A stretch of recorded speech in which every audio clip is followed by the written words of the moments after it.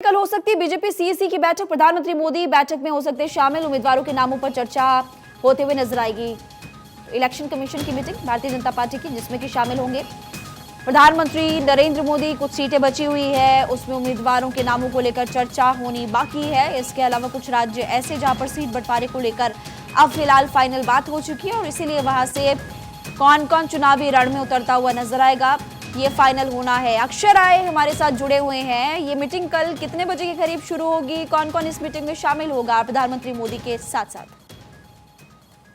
देखिए महिमा, कल बैठक बुलाई गई है। पहले कोर ग्रुप की बीजेपी की बैठक होगी। Core group UP core group की बैठक में जेपी नड्डा, अमित शाह के अलावा यूपी सीएम योगी आदित्यनाथ और दोनों डिप्टी सीएम केशव प्रसाद मौर्य और ब्रजेश पाठक के अलावा यूपी कोर ग्रुप के सदस्य शामिल होंगे।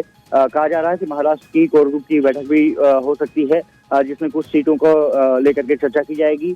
बिहार का लगभग अनाउंसमेंट किया जाना है, उस पर भी चर्चा की जा सकती है। और उसके बाद शाम को ये कहा जा रहा है कि बीजेपी सेंट्रल इलेक्शन कमेटी की बैठक होगी, जिसमें प्रधानमंत्री नरेंद्र मोदी भी शामिल हो सकते हैं। हालांकि वो कल दक्षिण राज्यों के दौरे पर हैं, कर्नाटक में उनकी रैली है और ये कहा जा रहा है कि शाम तक वो दिल्ली पहुंच सकते हैं, जिसमें कि चुनाव समिति की बैठक में शामिल हो सकते हैं, ऐसी खबरें आ रही हैं। इसके अलावा जेपी नड्डा, अमित शाह और सेंट्रल इलेक्शन कमेटी के जो सदस्य हैं, अलग अलग राज्यों के मुख्यमंत्री और जेपी नड्डा, अमित शाह, ये बैठक में शामिल होंगे। और ये माना जा रहा है कि यूपी सहित कई राज्यों की सीट फाइनल हो सकती है। माना जा रहा है कि लगभग 100 सीटों पर चर्चा की जा सकती है और देखने वाली बात होगी कि कितने सीटों पर अनाउंसमेंट सेंट्रल इलेक्शन कमेटी की बैठक बात होता है। यानी कि अक्षय, उत्तर प्रदेश के साथ साथ जिन राज्यों में फिलहाल पेंच फंसता हुआ नजर आ रहा था, अभी वहां पर सीट शेयरिंग का जो फॉर्मूला है वो तैयार हो चुका है और उन राज्यों में भी फिलहाल हम कल देख पाएंगे,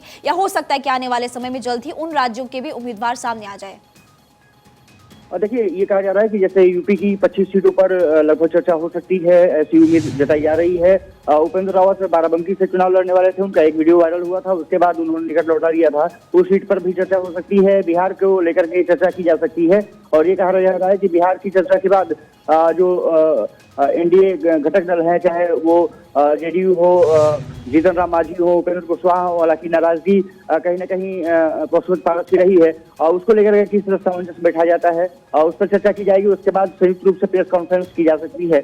ये माना जा रहा है कि कल इस बैठक में चर्चा होगी और महाराष्ट्र की कुछ सीटें बची हुई हैं, गठबंधन वहां भी फाइनल किया जाना है, उसको लेकर के भी चर्चा संभव बताई जा रही है।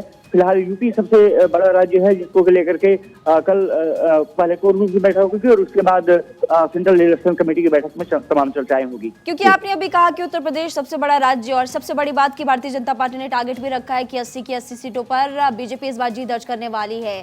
इसलिए यहाँ पर मंथन करना बहुत इंपॉर्टेंट और गहराई से मंथन जरूरी है, क्योंकि उत्तर प्रदेश में टारगेट बहुत बड़ा सेट किया है बीजेपी ने।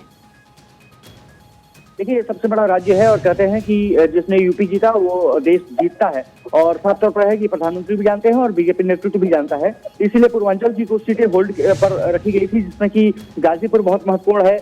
वहां से मनोज सिन्हा 2014 में जीते थे, 2019 में वो चुनाव हार गए थे। उनके बेटे के नाम पर चर्चा चल रही है कि मनोज सिन्हा को वहां से चुनावी मैदान में उतारा जाए। बलिया की सीट अभी घोषित नहीं हुई है, वहां से स्थानीय जो सांसद है, ये कहा जा रहा है कि उनका टिकट काटा जा सकता है, उनकी जगह पर दूसरे उम्मीदवार को टिकट दिया जा सकता है।